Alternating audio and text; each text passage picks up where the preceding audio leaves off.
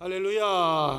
오늘도 하나님의 놀라우신 은혜와 크신 평강이 우리 온 성도님들과 함께 하시기를 주님의 이름으로 축원합니다. 아멘. 이 화면의 멈춤은 좀 해결됐는데 아직 인터넷이 약간 불안해서 제가 오늘도 이렇게 서서 그냥 설교를 하겠습니다. 하여튼 여러분들도 오늘도 주시는 말씀을 통해서 은혜 많이 받으시기 바랍니다. 오늘 읽으신 이야기는 아버지, 어머니 그리고 두 아들로 이루어진 한 가정의 이야기였습니다. 가만히 읽어보면 참 문제가 많은 그런 가정입니다.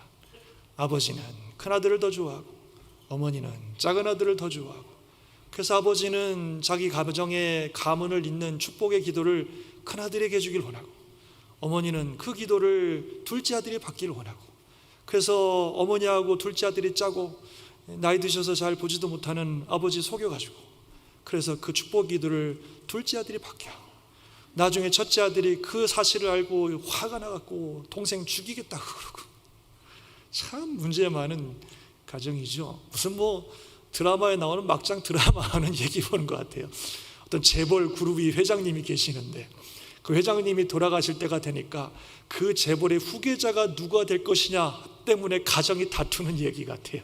그래서 회장님은 큰아들을 총애하고 사모님은 둘째 아들을 총애하고, 그래서 회장님은 큰아들에게 재벌의 후계자 자리를 넘겨주고 싶어 하는데 이 사모님하고 둘째 아들이 짜고서 회장님 병드신 회장님을 속이고 큰아들을 속여가지고 그 후계자 자리를 차지해버리고, 나중에 그냥 큰아들은 화가 나갖고 동생 죽이겠다고 막 난리치고, 무슨 막장 드라마에 나오는 얘기 같지 않습니까? 이렇게 가정에서 일어나는, 문제 많은 가정에서 일어나는 한 이야기인데 도대체 이 이야기가 우리랑 무슨 상관이 있겠습니까? 사실 우리가 창세기 쭉 보고 있습니다만 창세기 많은 이야기들을 지금까지 해왔는데 이 이야기들이 저희와 무슨 상관이 있겠습니까? 사실 오늘 이 이삭의 얘기만 해도요, 주전 2000년 전에 일어난 얘기예요. 그러면 지금부터 4000년 전 이야기입니다. 지금부터 4000년 전에, 그것도 한국도 아니고 미국도 아니고 한 번도 가보지도 못한 저 이스라엘 땅에 어느 한 가정 개인에서 일어난 일이에요. 그것이 4000년이 지난 지금에서, 그것도 21세기를 살아가는 우리들, 미국 아틀란타에 살아가는 우리들에게 도대체 무슨 의미가 있냐는 거죠. 수천 년 전에 일어난 이 가정의 이야기가 도대체 무슨 의미가 있길래 이 아침에 이 중요한 시간에 우리가 이 이야기를 우리가 들어야 되는가 하는 것입니다. 그 얘기부터 먼저 오늘 좀 해보려고 합니다. 왜 이런 수천 년 전에 어느 한 가정과 개인에서 일어난 이런 사소하고도 어찌 보면 문제 많은 이야기가 왜 오늘 이 시간에 우리가 이런 얘기를 들어야 되는 건가? 그 이야기가 도대체 우리와 무슨 상관이 있는 건가 하는 거죠. 먼저요, 그 중요한 이유는 이 이야기들은 인간들만의 이야기가 아니라 이 이야기는 하나님의 이야기이기 때문에 그렇습니다. 이 이야기 속에서는 미워하고 속이고 빼앗고 하는 인간 냄새가 풀풀 나는 그런 인간들의 이야기지만, 바로 그런 인간들과 함께 하셨던 하나님, 바로 그 인간들 속에 역사하셨던 하나님의 이야기이기도 합니다. 그래서 이 이야기가 우리에게 중요한 이야기가 되는 것입니다. 여러분, 우리가 하늘에 계신 하나님이 전지를 창조하신 창조주고 이 온 우주 만물의 주인이란 사실을 들어서 압니다만, 사실 그 하나님이 어떤 분인지 우리는 모릅니다. 그 하나님을 눈으로 본 적도 없고 그 하나님을 만나본 적도 없고, 또 그 하나님은 우리가 살고 있는 세상과는 차원이 다른 세계 속에 존재하시는 분이시기 때문에 그분이 누군지 우리는 몰라요. 그분이 어떤 분인지, 그분이 어떤 성품을 가지고 있는지, 그분이 어떤 능력을 가지고 있는지, 그분의 뜻이 무엇인지, 어떻게 하면 그분을 잘 믿는 건지 우리는 알 수가 없다는 것입니다. 그런데 참으로 놀라운 사실은 온 세상 만물을 창조하시고 세상의 주인이시며 하늘에 계신 그 하나님께서 우리 인간의 삶에 함께 하신다는 거예요. 인간의 삶에 오셔서 이 말도 안 되는 인간들과 함께 하시고 그들의 삶을 이끄시고 그들의 삶을 회복시켜 주시고 그들에게 생명 주시고 그들의 삶을 완성시켜 주시는 그런 하나님이시라는 겁니다. 이 창세기의 이야기들을 통해서 우리는 바로 그런 하나님을 보게 되는 것입니다. 그래서 이 이야기를 통해서 하나님이 어떤 분인지를 아는 거예요. 하나님의 능력이 어떤지, 하나님의 성품이 어떤지, 하나님의 뜻이 무엇인지 알게 되는 거예요. 그래서 그 하나님을 믿으려면 어떻게 해야 되는 것인지, 어떻게 해야 그 하나님이 주시는 구원과 생명을 얻는 것인지, 어떻게 해야 그 하나님이 주시는 축복을 받는 것인지, 이 이야기들을 통해서 우리는 알 수 있다는 거죠. 바로 그런 목적을 위해서 하나님께서 이 가정에 함께 하셨던 사람들의 이야기를 기록하게 하셨고, 그리고 오늘 우리에게 들려주고 계시는 것입니다. 그래서 이 이야기가 우리에게 의미가 있고 중요하다는 겁니다. 그리고 또 놀라운 사실은요, 이 이야기 속에 나타난 하나님, 수천 년 전에 이스라엘에 살았던 사람들이 만나고 경험했던 그 하나님이 지금 바로 우리가 만나고 경험하는 하나님이시라는 것입니다. 아브라함과 이삭과 야곱을 만나셨던, 그들과 함께 하셨던 하나님이 바로 지금 우리와 함께 하고 계시고, 아브라함과 이삭과 야곱의 삶에 역사하셨던 그 하나님이 바로 지금 우리의 삶에 역사하고 계십니다. 하나님은요, 수천 년 전이나 지금이나 변함이 없습니다. 그분의 성품과 그분의 능력과 그분의 뜻은 수천 년 전이나 지금이나 변함이 없습니다. 성경 말씀 하나 같이 읽어볼까요? 시작. 온갖 좋은 은사와 온전한 선물이 다 위로부터 빛들의 아버지께로부터 내려오나니 그는 변함도 없으시고 회전하는 그림자도 없으시니라. 아멘. 온갖 좋은 것들이 다 아버지로부터, 하늘로부터, 모든 빛들의 아버지부터 내려오는데 그분은 변함이 없으세요. 회전하는 그림자도 없다는 말은, 우리가 이렇게 그림자가 보이면 해가 비추다가 시간이 지나서 해가 움직이면 그림자가 바뀌죠. 그런 것처럼 하나님은 때에 따라 시간에 따라 바뀌는 분이 아니라는 거예요. 변화되는 그림자 같은 분이 아니라는 것입니다. 언제나 하나님은 변함이 없으신 분이라는 겁니다. 여러분, 하나님이 변함이 없다는 사실은 하나님이 조금도 발전하지 않고 항상 그 옛날 그 모습에 고착되어 있다고 하는 부정적인 의미가 아니에요. 맞습니다. 그분은 조금도 발전하지 않으십니다. 왜냐하면 그분은 완전하시기 때문에. 할렐루야. 그분은 완전하시기 때문에 발전하지가 않는 거죠. 발전할 수가 없는 거예요. 한번 성경 말씀 보면요, 신명기에 보니까 그는 반석이시니 그가 하신 일이 완전하고 그의 모든 길이 정의롭다. 사무엘하 22장 31절에 보면 하나님의 도는 완전하고 여호와의 말씀은 진실하다, 그렇게 말씀하고 있어요. 하나님의 말씀과 하나님이 하시는 모든 일들이 완전하십니다. 그래서 수천 년 전에 아브라함과 이삭과 야곱이 만났던 하나님도 완전한 하나님이시고, 지금 이 시대에 이 순간에 우리가 만나는 하나님도 완전한 하나님이신 것을 믿으시기 바랍니다. 그래서 그분은 그분의 성품과 능력과 뜻에 조금도 변함이 없어요. 그 말씀은 지금 성경에서 수천 년 전에 사람들이 만났다고 보여주시는 이 하나님의 성품과 능력과 뜻이 바로 지금도 저와 여러분에게도 이 시대에도 똑같은 성품과 능력과 뜻으로 지금도 우리와 함께 하신다는 겁니다. 그래서 이 이야기가 중요한 거예요. 그래서 이 이야기가 의미가 있는 것입니다. 더군다나 이 이야기들은요, 놀랍게도 하나님께서 한 개인과 또는 한 가정과 함께 하셨던 이야기들입니다.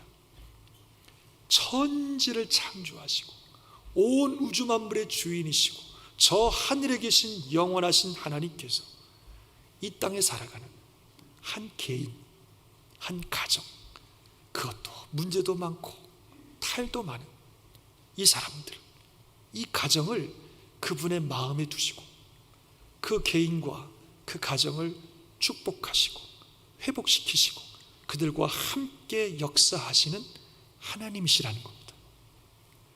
저 하늘에 계신 위대하고 전능하신 하나님께서 눈에 보이지도 않는 작은 한 개인, 그야말로 연약하고 부족한 이 개인들을 어찌 그렇게 사랑하시고 마음에 두시는지 참 우리가 볼 때는 어메이징한 일이 아닐 수 없습니다. 그래서 이런 하나님이라는 것이 우리에게 놀라운 은혜와 축복이 되는 거예요.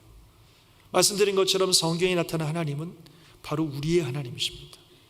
수천 년 전에 연약한 한 개인, 문제만한 가정에 함께 하셔서 그들을 돌보시고 그들을 축복하시고 그들을 인도하셨던 하나님께서는 지금 문제 많고 연약한 저와 여러분, 우리 가정에 마음에 두시고 축복하시고 함께 하시고 역사하시는 것을 믿으시기 바랍니다. 우리 대단한 사람 아니잖아요. 우리 가정, 훌륭한 가정, 엄청나게 훌륭한 가정 아니죠. 어찌 보면 여기 오늘 읽으신 이 이삭의 가정처럼 남편과 아내가, 부모와 자식들이 서로 갈라져서 여러 가지 문제로 엉켜져 있고 그로 인해서 아파하고 있는, 스트러글하고 있는 그런 가정 아닙니까? 우리 개인도 뭐 그렇게 훌륭한 사람 못 되지 않습니까? 그냥 어리석고 자기 욕심에 가득해서 실수도 많이 하고 거짓말도 하고 미워하기도 하고 또 심지어는 속여 빼앗기도 하는 그런 문제 많고 연약한 사람들 아니겠습니까? 그런데 성경에서 보여주는 놀라운 사실은 이 천지 만물을 창조하시고 세상의 주관자 되신 하나님께서 바로 그렇게 연약하고 문제 많고 탈 많은 우리 한 사람 한 사람을 하나님의 마음에 두시고 또 그렇게 탈 많고 문제 많은 우리 가정을 마음에 두시고 그런 우리들과 함께 하시고 우리 삶에 역사하셔서 우리를 축복하시고 회복하시고 우리를 통해 일하는 것을 기뻐하신다는 것입니다. 우리 하나님이 그런 하나님이신 것을 믿으시기 바랍니다. 그게 성경에서 보여주는 하나님의 성품이요 하나님의 능력이요 하나님의 뜻입니다. 수천 년 전 이스라엘 땅이나 지금 현재 이 아틀란타에서나 동일하게 역사하십니다. 그래서 성경은 바로 그런 하나님을 우리에게 보여주고 있고 그래서 우리가 이 이야기를 통해서 그 하나님을 발견하게 되는 것이고 바로 그 하나님이 지금 나와 함께 하신다는 사실을 우리가 알게 되는 것입니다. 그래서 이 이야기를 보고 있어요. 지금 인간 냄새 풀풀 나는 이 이야기, 왜냐하면 그 안에 하나님이 계시기 때문에 그렇습니다. 아멘이십니까? 이야기 잠시 다시 한번 보죠. 이 가정, 아버지는 이삭, 어머니는 리브가, 큰아들은 에서, 작은아들은 야곱. 아버지는 큰아들 에서를 더 좋아합니다. 큰아들 에서는 들사람이었다 그랬습니다. 막 들에 나가서 사냥해갖고 짐승 잡아다가 아버지 맛있는 음식 다려드리는 그런 아들입니다. 아버지가 볼 때 남자답고 말이야 강직하고 말이야 듬뜻 아주 믿음직한 그런 아들이어서 그런지 이 아들을 더 좋아합니다. 어머니는 둘째 아들을 더 좋아합니다. 둘째 아들은 집안에 머무는 사람이라 그랬습니다.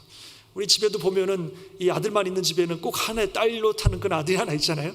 이 야곱이 꼭 그런 아이인 것 같아요. 그래서 엄마와 함께 있으면서 엄마랑 친구도 돼주고 엄마 일도 도와주고 뭐 그랬지 않았을까 싶습니다. 그래서 이 엄마는 야곱을 더 좋아합니다. 그런데 문제가 생겼어요. 이 아버지 이삭이 나이가 많이 들어서 돌아가실 때가 되니까 이제 그 아들들을 축복해 줘야 되는 때가 된 것입니다.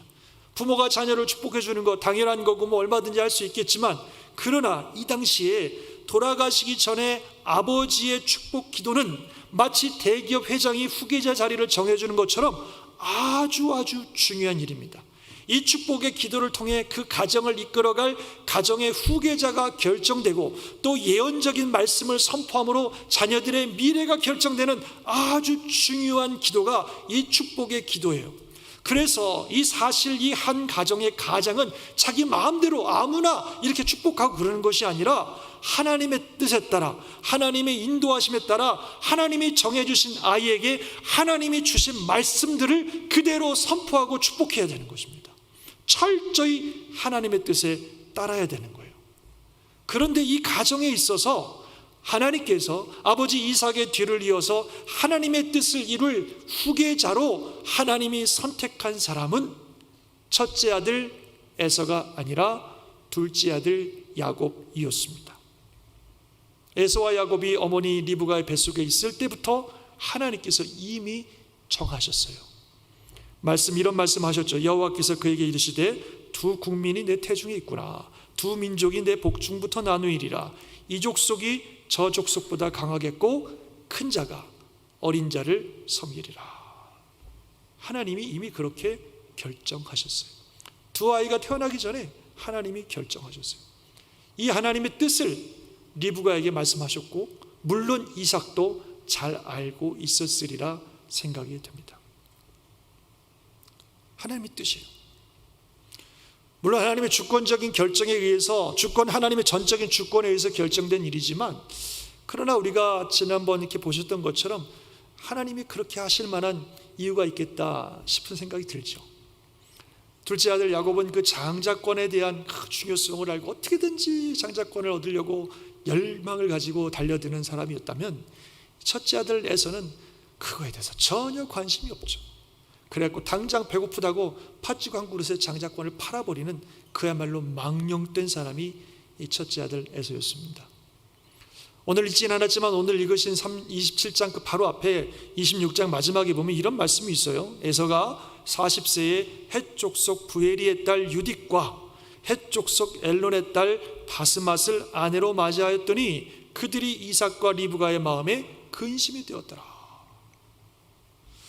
그 할아버지 아브라함은요, 아들 이삭의 아내를 구하기 위해서 자기 혈통을 찾아서 하란 땅에 종을 보내고 그렇게 해서 이삭의 아내를 선택했었습니다. 그것이 이 가정의 혈통이고 전통이에요.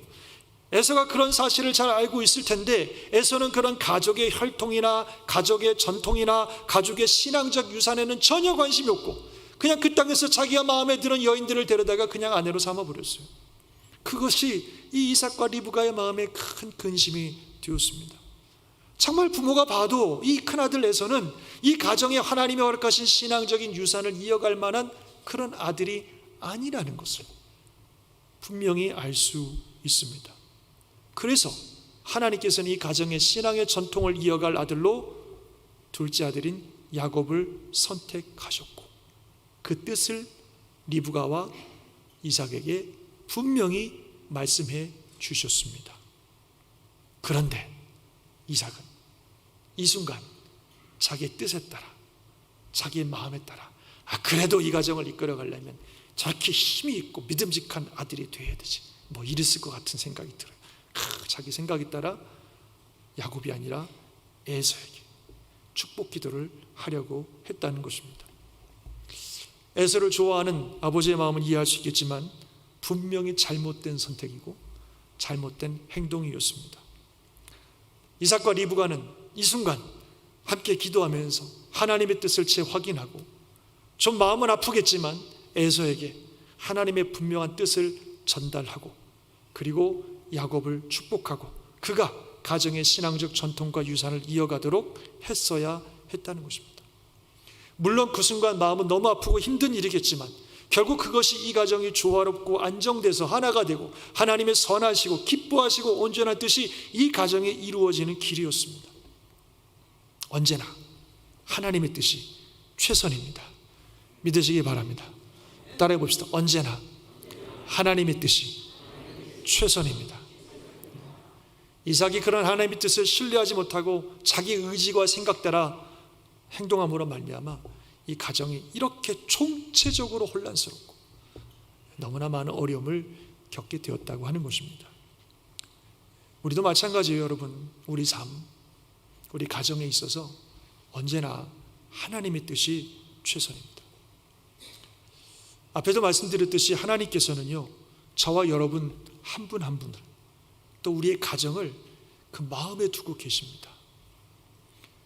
이 세상을 창조하시고 우리를 창조하셨으니까 너희들이 알아서 살아 이렇게 그냥 내버려 두는 분이 아니라 천지를 창조하시고 세상의 주인이신 하나님께서 우리 한 사람 한 사람을 엄청나게 사랑하시고 저와 여러분 한 분 한 분을 너무너무 관심을 갖고 계시고 우리 한 분 한 분들을 하나님이 그 마음에 두고 계십니다.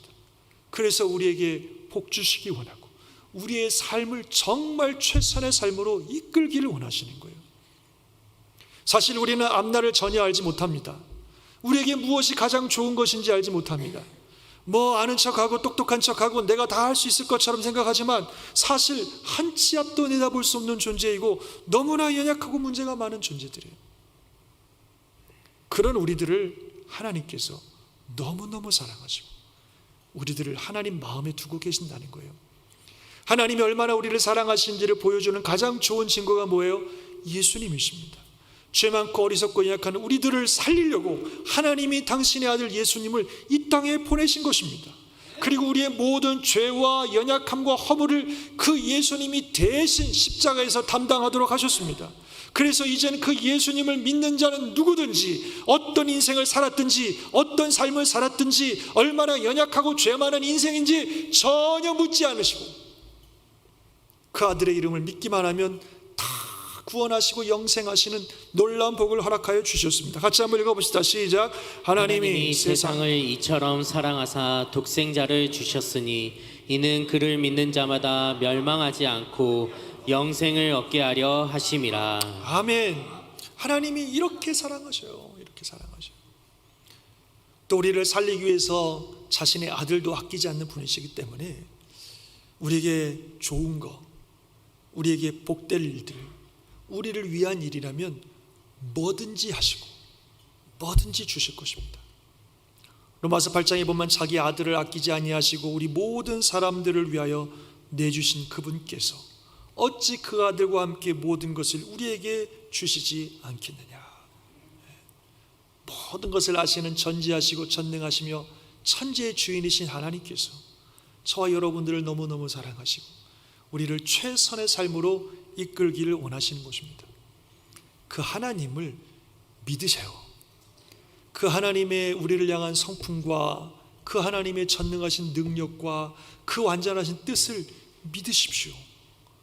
내 생각과 내 방법과 내 감정보다도 하나님을 믿으세요.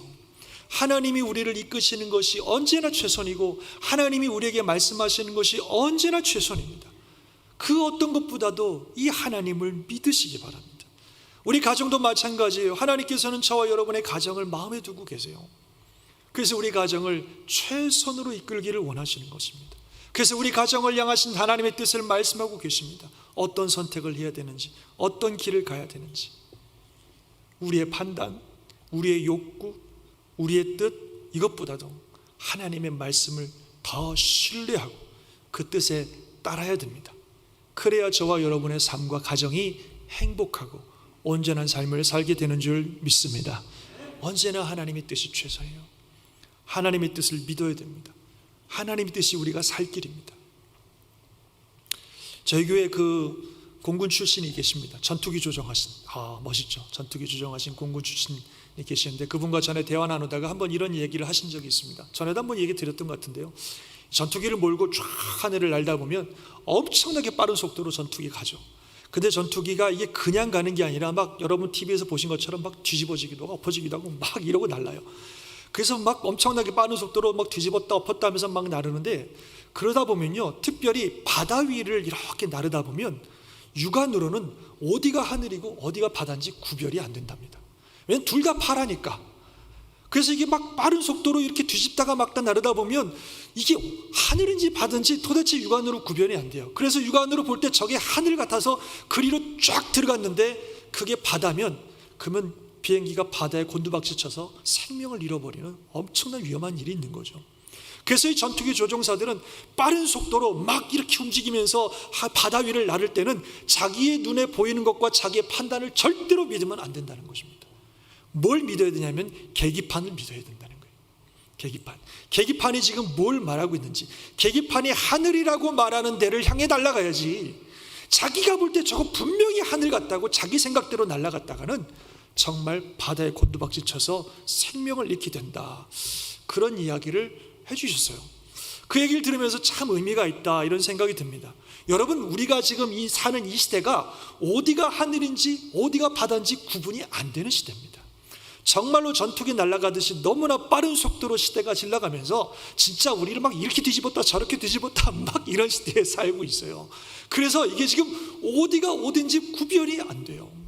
엄청나게 많은 정보들이 쏟아져 내려오는데 정반대되는 정보들이 계속해서 우리에게 쏟아져 오고 있어요.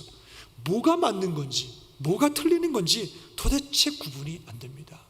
우리의 생각과 판단으로는 구분이 안 돼요. 어디가 가야 될 길인지, 뭐가 복받을 길인지, 뭐가 진리의 길인지, 뭐가 생명의 길인지 구분이 안 돼요. 우리가 마음껏 날아갈 수 있는 하늘인지 아니면 우리를 인생을 곤두박질 치게 만들 바다인지 우리의 눈으로는, 우리의 판단으로는 구별이 안 된다는 것입니다. 그래서 이런 세상에 살면서 내가 내 판단대로, 내 느끼는 대로, 내 생각대로 나의 삶과 우리 가정을 이끌어가다 보면 하늘을 헐렁 날 것 같은 하늘인 줄 알고 달려갔다가 바다에 곤두박질 칠 수 있다는 겁니다. 이런 상황에서 우리가 의지하고 믿어야 되는 것은 하나님께서 우리에게 주신 생명의 계기판, 축복의 계기판, 진리의 계기판, 하나님의 말씀밖에 없습니다. 하나님은 세상이 아무리 빠른 속도로 가고 이리 뒤집어지고 저리 뒤집어져도 하나님은 변함이 없다 그랬어요. 그분의 뜻은 완전하고 그분의 행위는 완전하고, 우리 하나님은 세상이 어떻게 흘러가도 변하지 않는 계기판과 같으신 분이에요. 그래서 그분이 정확하게 우리에게 진리를 보여주시고, 어디로 가야 우리가 하늘을 훨훨 날 수 있는 하늘인지, 어디로 가면은 땅으로 곤두박질 치고 바다로 곤두박질 치는 바다인지를 우리에게 정확하게 보여주시는 것은 하나님의 말씀이에요. 시대가 변하고 세월이 변하고 풀이 떨어지고 꽃이 떨어지고 모든 것들은 다 없어져도 절대로 변함없이 흔들리지 않는 하나님의 말씀만이 이 시대를 살아가는 우리들에게 정확하게 생명의 길을 보여주시는 유일한 계기판, 우리가 정말 우리의 생각과 판단보다도 더 믿어야 되는 유일한 진리인 것을 믿으시기 바랍니다. 그래서 하나님의 뜻이 언제나 최선이라고 하는 사실을 믿고 따라갈 때에 저와 여러분의 삶도, 우리 가정도 놀라운 하나님의 축복과 은혜가 넘치는 복된 가정 될 줄 믿습니다. 말씀을 마치죠. 오늘은 이상 얘기만 했는데 다음 주엔 리브가 얘기도 하고 야곱 얘기도 하고 더 제가 이 부분을 가지고 얘기를 할 것입니다. 여러분, 언제나 하나님의 뜻이 최선입니다. 지금도 살아 역사하시는 전능하신 하나님, 계속 말씀드리지만 우리 한 사람 한 사람을 너무너무 사랑하셔서 어떻게든지 우리를 축복하시고 생명의 길로, 복된 길로 인도하시려고 하는 하나님이세요. 그래서 우리를 최선의 길로 인도하십니다. 이 복잡하고 어려운 시대에 정말 우리는 이 하나님께 집중해야 됩니다. 어느 때보다도 하나님의 말씀에 주목해야 됩니다. 하나님이 주시는 말씀을 읽고 묵상하고 말씀에 주목하고 하나님이 선포되어 주시는 하나님의 말씀에 귀를 기울이고 정말 이 어두운 시에 생명의 길이 뭔지, 진리의 길이 뭔지, 복의 길이 뭔지를 우리가 알아야 돼요. 그리고 하나님의 뜻과 하나님의 말씀을 100% 신뢰해야 됩니다. 이 세상에 있는 모든 것이 육신의 정욕과 안목의 정욕과 이생의 자랑이니 다 아버지로부터 온 것이 아니요 세상으로부터 온 것이라. 그 다음에 이 세상도 그 정욕도 지나가되 오직 하나님의 뜻을 행하는 자는 영원히 거하느니라. 아멘. 육신의 정욕, 안목의 정욕, 이생의 자랑 이런 거 따라가지 마시고 변하지 않는 하나님의 말씀, 그 뜻을 따라 살아가시기를 바랍니다. 수천 년 전에 이삭의 가정이 함께 하셨던 이 문제 많고 어려운 이 가정을 결국 회복시키시고 놀랍게 역사하실 그 하나님이 지금도 바로 저와 여러분과 함께 하시고 분명한 하나님의 뜻을 말씀하십니다. 그 뜻을 신뢰함으로 하나님과 함께 하시고 놀라운 복을 누리는 주의 모든 성도들 되시기를 주님의 이름으로 축원합니다. 아멘. 기도하겠습니다.